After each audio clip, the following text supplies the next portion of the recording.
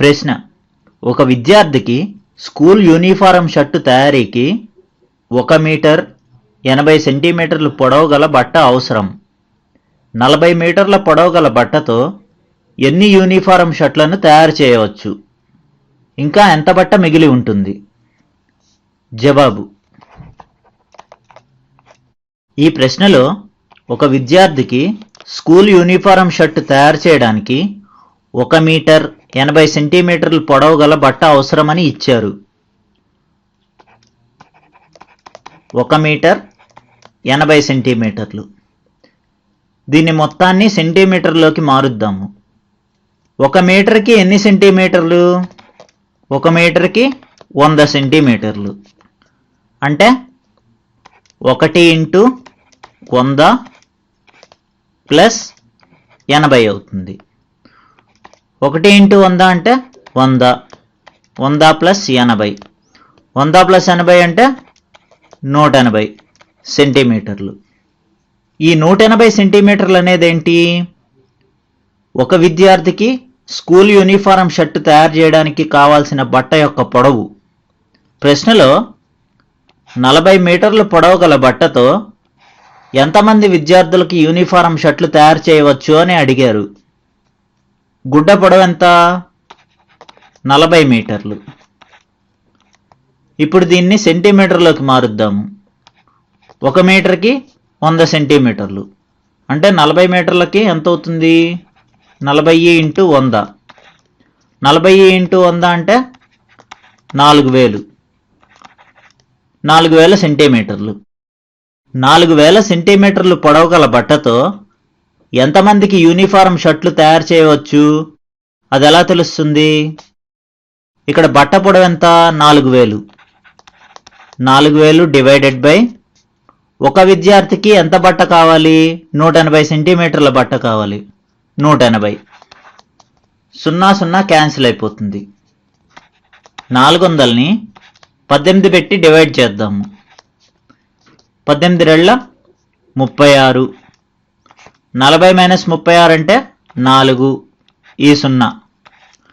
18 రెళ్ళ 36. 40 minus 36 అంటే 4. ఇది reminder. అంటే 4000 సెంటీమీటర్ల పొడవు గల బట్టతో 22 మంది విద్యార్థులకి షర్ట్లు తయారు చేయవచ్చు. ఈ 22 అనేది ఏంటి? విద్యార్థుల సంఖ్య.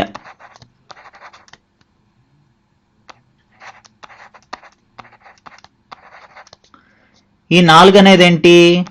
మిగిలిన బట్ట.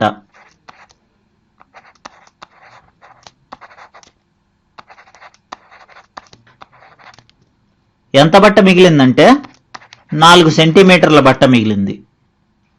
ఇదే మనకు కావాల్సిన జవాబు. ఇప్పుడు మరో ఉదాహరణను చూద్దాము. ప్రశ్న: ప్రతిరోజు గాయత్రి ఇంటి నుండి పాఠశాలకు నడిచి వెళ్లి తిరిగి వస్తుంది. ఇంటి నుండి పాఠశాలకు గల దూరము 1 కిలోమీటర్ 875 మీటర్లు. అయినా 6 రోజులలో ఆమె నడిచే మొత్తం దూరం ఎంత? జవాబు: ఈ ప్రశ్నలో ప్రతిరోజు గాయత్రి ఇంటి నుండి పాఠశాలకు నడిచి వెళ్లి తిరిగి వస్తుంది. ఇంటి నుండి పాఠశాలకు గల దూరము 1 కిలోమీటర్ 875 మీటర్లను ఇచ్చారు. 1 కిలోమీటర్ 875 మీటర్లు.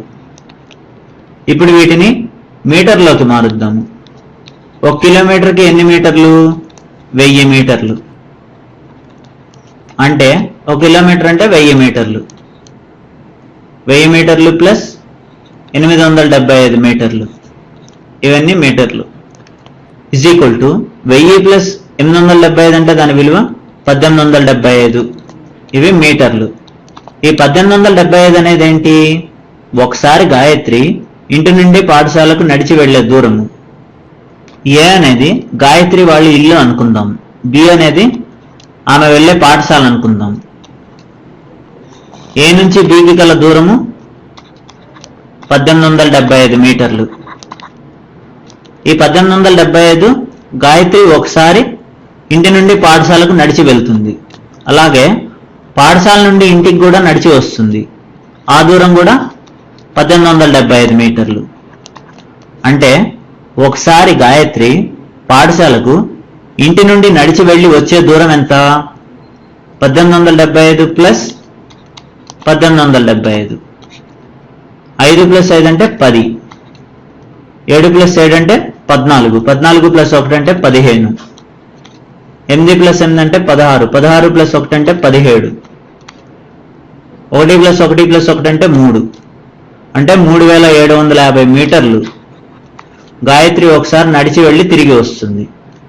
అయితే ప్రశ్నలో 6 రోజుల్లో ఆమె నడిచే మొత్తం దూరం ఎంత అని అడిగారు. ఒక రోజులో గాయత్రి నడిచే మొత్తం దూరం ఎంత? 3750 మీటర్లు. మరి 6 రోజుల్లో అంటే 3750 ఇంటూ 6 చేయాలి. 6 ఇంటూ 0 అంటే 0. 6 ఇంటూ 5 అంటే 30. 3 ఇక్కడ 0 ఇక్కడ. 6 ఇంటూ 7 అంటే 42. 42 ప్లస్ 3 అంటే 45. 4 ఇక్కడ 5 ఇక్కడ. 6 ఇంటూ 3 అంటే 18. 18 ప్లస్ 4 అంటే 22. అంటే 6 రోజుల్లో గాయత్రి నడిచే మొత్తం దూరం 22,500 మీటర్లు. దీన్ని కిలోమీటర్లకు మారిస్తే 22 కిలోమీటర్ల 500 మీటర్లు అవుతుంది. ఇదే మనకు కావాల్సిన జవాబు. వచ్చే వీడియోలో మరికొన్ని ఉదాహరణలు చూద్దాము.